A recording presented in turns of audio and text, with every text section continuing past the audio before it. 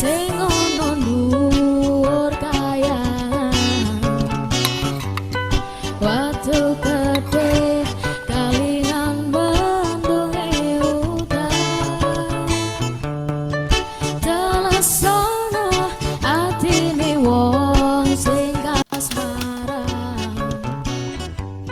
setyo janji Berbicara mengenai beras ketan hitam, kita harus tahu dulu sejarah dari bubur ketan hitam itu bagaimana. Jadi, seperti yang saya sudah bilang, bubur ketan hitam itu berasal dari Majapahit, di mana Majapahit itu merupakan kerajaan yang ada di Jawa Timur. Nah, zaman dahulu beras ketan itu harganya lebih mahal dibanding beras biasa, karena proses penanamannya juga berbeda dibanding beras biasa. Nah, karena lebih mahal, jadi biasa yang mengonsumsi beras ketan itu adalah orang-orang kerajaan atau orang-orang yang derajatnya lebih atas berdasarkan zaman dulu. Kalau zaman sekarang sudah bisa dikonsumsi oleh semua orang. Jadi perbedaan yang pertama, kita sebenarnya bisa lihat dari tekstur dan juga warna. Tapi sebenarnya ketiga-tiganya itu dibuat dari sari kelapa atau getah palma. Yang pertama itu adalah gula Jawa. Gula Jawa kita bisa lihat di pasar, teksturnya itu kayak lebih keras, warnanya itu adalah merah kecoklat-coklatan, dan dia dalam bentuk batok silinder. Nah, yang kedua itu adalah gula aren. Gula aren itu sebenarnya ada yang dijual dalam bentuk silinder juga, namun warnanya oranye kecoklat-coklatan, lebih muda daripada gula Jawa. Dan nah, jika dimasak gula aren itu lebih manis daripada gula Jawa. Terus habis itu yang ketiga adalah gula palem. Gula palem itu adalah gula semut, dimana kita bisa lihat itu teksturnya kayak gula pasir, jadi kayak kasar dan nggak berbentuk silinder seperti gula-gula lainnya. Dan dia juga warnanya muda banget, seperti coklat muda. Nah, gula aren ini sebenarnya adalah gula yang sampai sekarang masih dikenal sebagai gula yang alami. Kenapa? Karena gula aren itu proses pembuatannya tidak menggunakan mesin, tidak menggunakan bahan kimia seperti pengawet dan juga lain-lainnya.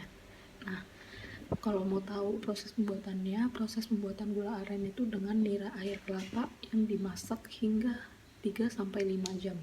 Setelah dimasak, nira tersebut akan berubah tekstur menjadi lebih kental. Nah, ketika sudah terjadi pengentalan, pemanasan pun dihentikan, namun harus tetap dilakukan pengadukan secara perlahan-lahan. Pengadukan tersebut juga harus dilakukan semakin lama semakin cepat biar proses pemasakannya merata. Proses pemasakan terjadi, baru nira akan dicetak untuk menghasilkan gula aren, gula Jawa, dan gula-gula lainnya. Nah, kalau kita bingung mereka cetaknya pakai apa sih? Mereka cetaknya bisa pakai cetakan besi dan juga cetakan kayu. Cetakan besinya itu cetakan aluminium.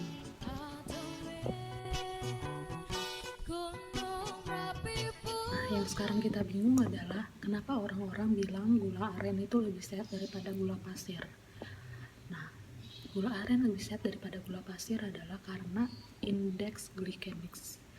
Indeks glikemik itu apa sih? Indeks glikemik adalah seberapa cepat karbohidrat yang ada di gula itu yang diserap tubuh dapat meningkatkan glukosa kita.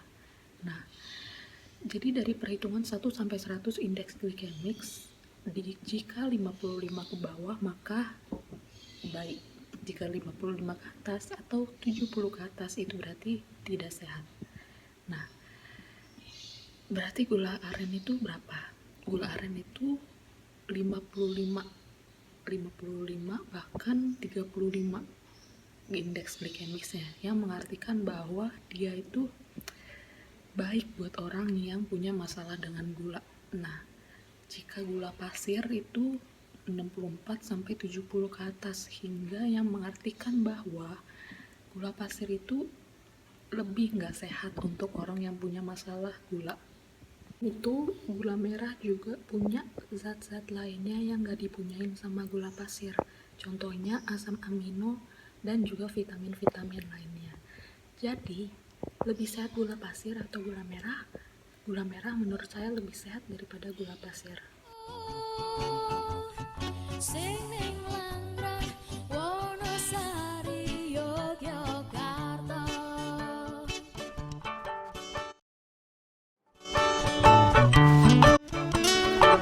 Jadi cara pembuatan bubur ketan hitam menurut keluarga saya itu dengan cara yang sangat simpel dan juga bahan-bahan yang sangat simpel. Yang pertama adalah kita perlu memasak air. Saat memasak air, kita harus memasukkan pandan untuk menambah aroma wangi. Setelah itu kita memasukkan beras ketan yang sudah kita cuci tentunya. Kita harus mengaduk-aduknya hingga beras ketan itu pun berubah bentuk dan agar pemasakannya lebih merata. Setelah itu kita masukkan beberapa potong gula aren. Nah, ini tergantung selera, sesuai kalian mau semanis apa. Setelah itu setelah sudah jadi, baru deh bisa disiapkan. Biasanya sih santannya nggak dimasak secara berbarengan karena santannya itu biasanya sesuai selera mau sebanyak apa. Tapi biasanya sih selalu orang menggunakan santan saat memakannya. Tapi kayaknya pandan merupakan segolongan tumbuhan monokotil dari genus Pandanus. Sebagian besar anggotanya merupakan tumbuhan yang ada di pantai-pantai daerah tropika.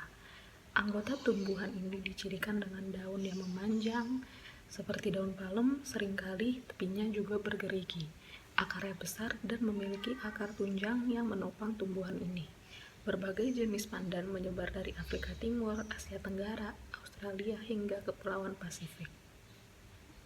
Kalau berbicara mengenai daun pandan, sebenarnya kita bisa lihat daun pandan secara kasat mata. Jadi daun pandan itu punya bentuk yang khas daripada daun-daun lainnya, yaitu dia itu panjang, dia itu berwarna hijau pekat, nggak terlalu hijau muda, hijau pas banget.